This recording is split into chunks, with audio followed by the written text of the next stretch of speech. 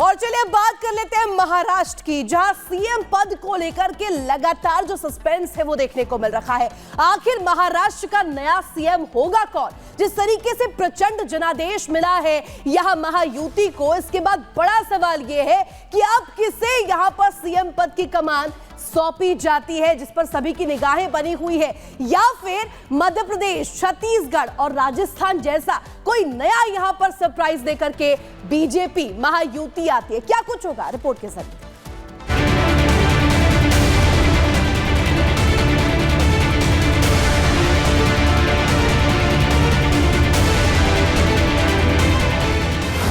बाज की उड़ान,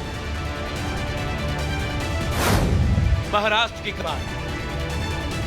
महाराष्ट्र के चुनावों के नतीजे आए हुए लगभग 100 घंटे बीतने जा रहे हैं, लेकिन राज्य की सबसे बड़ी सियासी गद्दी पर कौन बैठेगा, इस पर फाइनल मुहर अब तक नहीं लगी है। एकनाथ शिंदे ने अपना इस्तीफा देकर कुर्सी खाली कर दी है और ये माना जा रहा है कि आखिरी फैसला शायद फडणवीस के नाम पर ही लिया जाएगा। आज दोपहर बाद देवेंद्र फडणवीस दिल्ली के लिए रवाना होंगे। आज देर शाम केंद्रीय गृह मंत्री अमित शाह के साथ तीनों नेताओं की बैठक हो सकती है। दिल्ली में ही महायुति के तीनों दलों के नेताओं की बैठक होगी।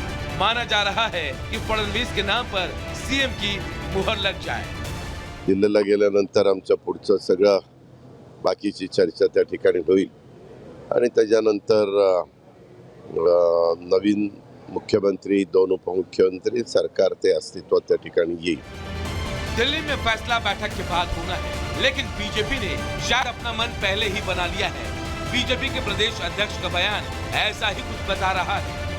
आज स्पष्ट रूप से जो लोग शंकाएं ले रहे थे, उनकी सारी शंकाएं को निरस्त कर स्पष्ट रूप से उन्होंने महाराष्ट्र की जनता को, देश की जनता को बताया। एकनाथ शिंदे के इस्तीफे को लेकर जहां कई लोग हैरान थे, तो वहीं विरोधी ये सपना देखने लगे कि महाराष्ट्र में गठबंधन टूट जाएगा। विरोधियों को लगने लगा कि अब महायुति की सत्ता के दिन खत्म हो रहे हैं। हमारी महायुति में कभी भी कोई एक दूसरे के प्रति अलग मत ये रहा नहीं है। हमने हमेशा साथ में बैठकर निर्णय किए हैं। चुनाव से पहले भी हमने कहा था कि चुनाव के बाद साथ में बैठकर निर्णय करेंगे। कुछ लोगों के मन में जो शंकाएं थी उनको दूर करने का काम सम्माननीय एकनाथ शिंदे जी ने किया है। जल्द ही हम हमारे नेताओं के साथ बैठेंगे और उचित निर्णय करेंगे। हालांकि शिंदे समर्थक कहीं न कहीं अपने ही नेता को कुर्सी पर बैठे हुए देखना चाहते हैं, लेकिन एकनाथ शिंदे पहले ही साफ कर चुके हैं कि उन्हें कुर्सी नहीं चाहिए। शिंदे साहब, हमारे ये महाराष्ट्र का मुख्यमंत्री का चेहरा का तुमने लेके लोगों में गए थे, लोगों ने चुन के दिया है आपको, वो शिंदे साहब के चेहरे पे चुन के दिया है। वापस एक बार मोदी जी ने और अमित शाह जी ने वापस से शिंदे साहब को मुख्यमंत्री बनाना चाहिए। सरकार बनाने में हमारी तरफ से कोई अड़चन नहीं है।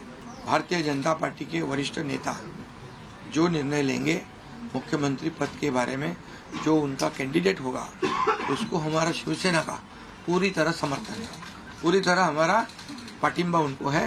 महाराष्ट्र के सीएम पद को लेकर अब इस बात की भी चर्चा है कि बीजेपी देवेंद्र फडणवीस के नाम पर ही मुहर लगाएगी या फिर एमपी राजस्थान की तरह पार्टी कोई सरप्राइज लेकर आने वाली है। Bureau report, Republic Bharat.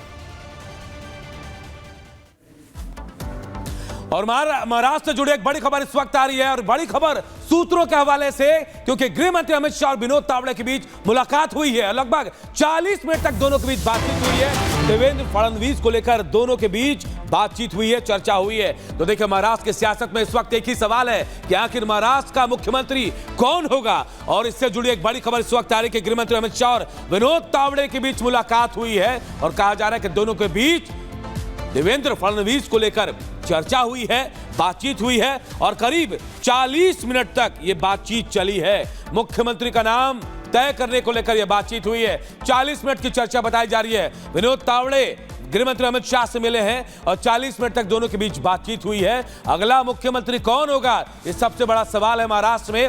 और इसी सवाल का जवाब ढूंढने के लिए यह बैठक हुई थी और बैठक में देवेंद्र फडणवीस के नाम पर चर्चा हुई और 40 मिनट तक बातचीत हुई है। तो बड़ी खबर सूत्रों के हवाले से आपको बता रहे हैं, महाराष्ट्र की सियासत से जुड़ी बड़ी खबर आपको बता रहे हैं। कौन होगा महाराष्ट्र का मुख्यमंत्री, यह तय करने के लिए अमित शाह और विनोद तावड़े की मुलाकात हुई है। 40 मिनट तक देवेंद्र फडणवीस को लेकर बातचीत हुई है।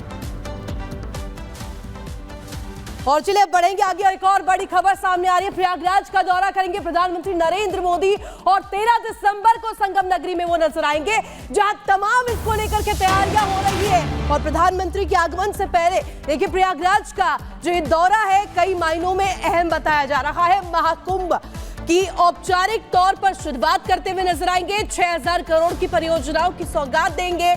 इसके अलावा श्रृंगवेरपुर धाम भी जाएंगे प्रधानमंत्री नरेंद्र मोदी और निषाद राज इसके साथ साथ भगवान राम की गले मिलते प्रतिमा का अनावरण करते हुए दिखाई देंगे। तो देखिए तमाम तैयारियां की जा रही है। इसके बाद परेड मैदान में सभा को प्रधानमंत्री नरेंद्र मोदी संबोधित करते हुए नजर आएंगे। उनके संबोधन में क्या कुछ खास रहने वाला है और औपचारिक तौर पर देखिए शुरुआत महाकुंभ की हो जाएगी। इसी के साथ 6000 करोड़ की परियोजनाओं की सौगात देते हुए पीएम नरेंद्र मोदी संगम वासियों को नजर आएंगे। इधर उत्तर प्रदेश के मुख्यमंत्री योगी आदित्यनाथ भी खुद पूरे कुंभ परिसर का जायजा ले रहे हैं, मॉनिटरिंग कर रहे हैं। सीएम योगी महाकुंभ को जानने के लिए, समझने के लिए पहुंचे थे। इस दौरान 300 करोड़ की परियोजनाओं की शुरुआत उन्होंने की और कहा कि बलिया से लेकर जहां तक कि गंगा का पानी प्रयागराज पहुंचेगा, सफाई हो रही है। सक्रिय है कार्यकर्ता सफाई करने के लिए और इस बार कुंभ में स्वच्छ पानी में, स्वच्छ गंगा जल में श्रद्धालु डुबकी लगाएंगे। रिपोर्ट आप सबको दिखाते हैं।